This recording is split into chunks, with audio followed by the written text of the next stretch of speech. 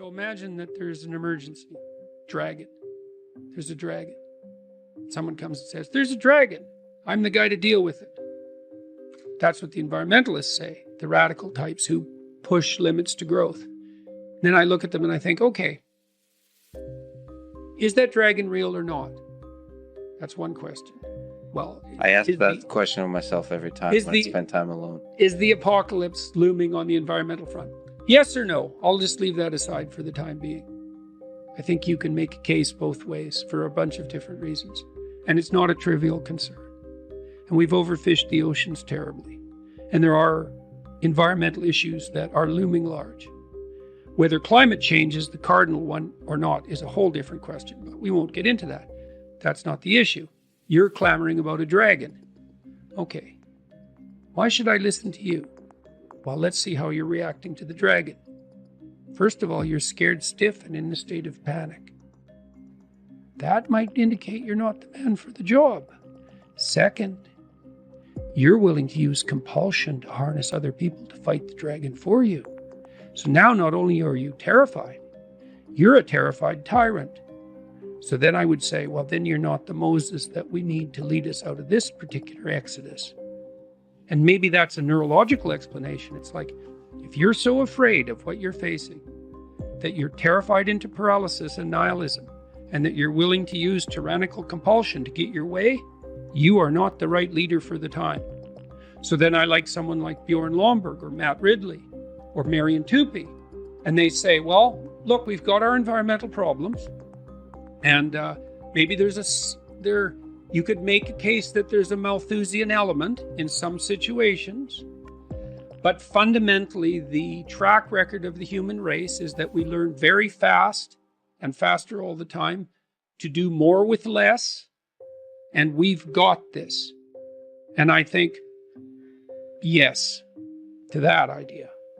And I think about it in a fundamental way. It's like, I trust Lomborg, trust Tupy, trust Matt Ridley. They've thought about these things deeply. They're not just saying, oh, the environment doesn't matter, whatever the environment is. You know, the environment. I don't even know what that is. That's everything. The environment. I'm concerned about the environment. It's like, how is that different than saying I'm worried about everything? How are those statements different semantically?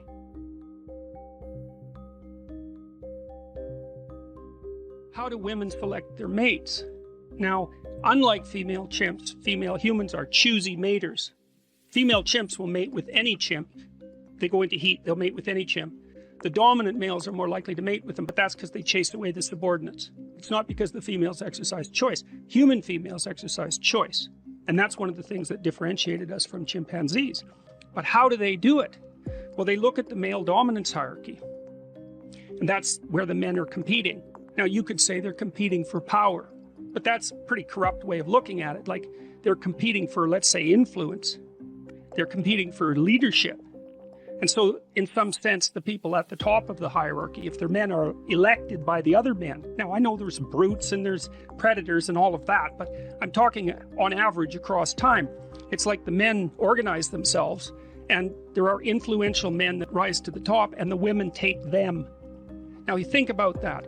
What that means is that over the millions of years that a dominance hierarchy with those properties existed, so let's say since we split from chimps, let's say that's 6 million years, that means that the male dominance hierarchy is the environment that pushes the mating male to the top.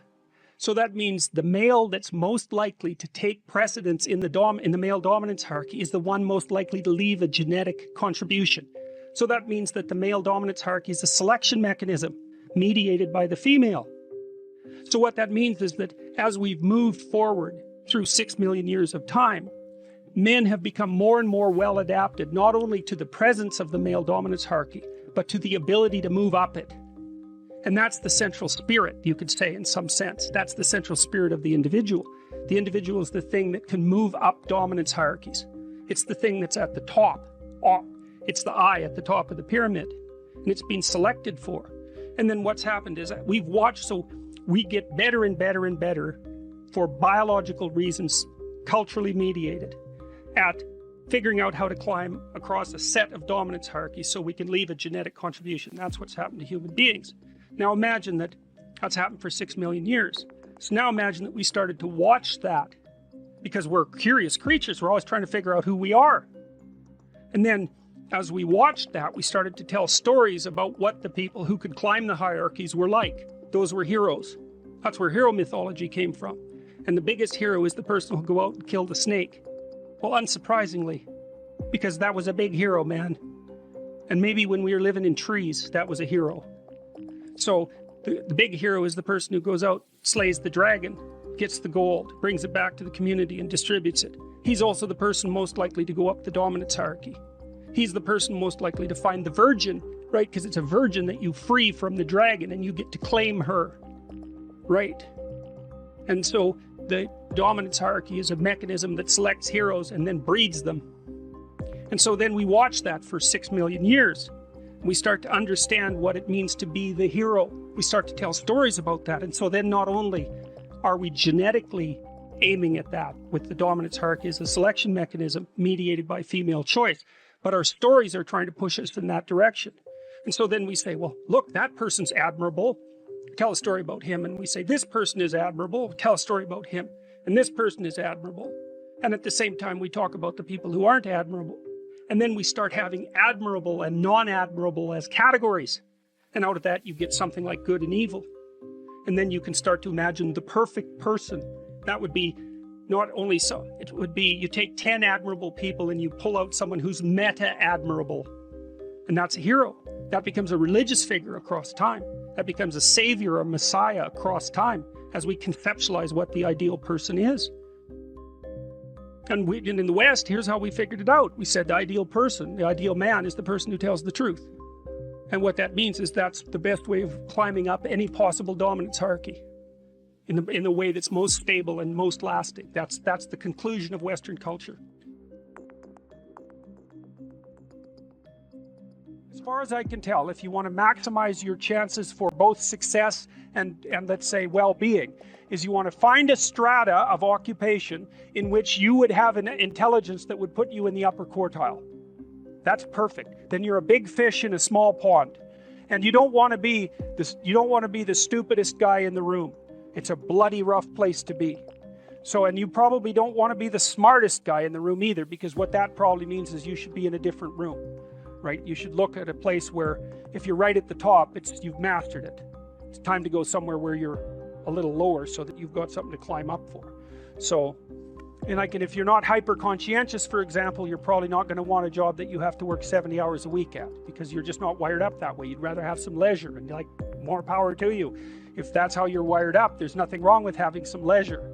But if you're someone who can't stand sitting around doing nothing ever, then maybe you can go into a job that's going to require you to work 75 hours a week. And almost all jobs that are at the top of complex dominance hierarchies require very high intelligence and insane levels of conscientiousness, as well, generally speaking, as pretty damn high levels of stress tolerance, because that can knock you out too, because there's going to be sharp fluctuations in your career, generally speaking, at the higher levels of a structure, and you have to make very complicated decisions, often with very short time horizons. So you have to decide if that's what you want.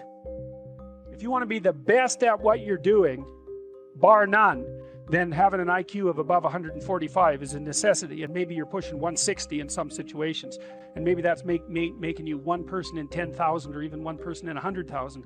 And then also, to really be good at it, you probably have to be reasonably stress tolerant and also somewhat conscientious.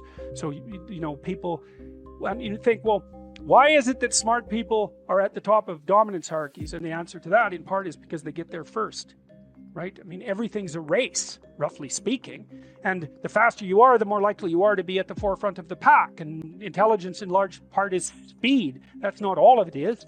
So if you're moving towards something difficult rapidly, the faster people are going to get there first.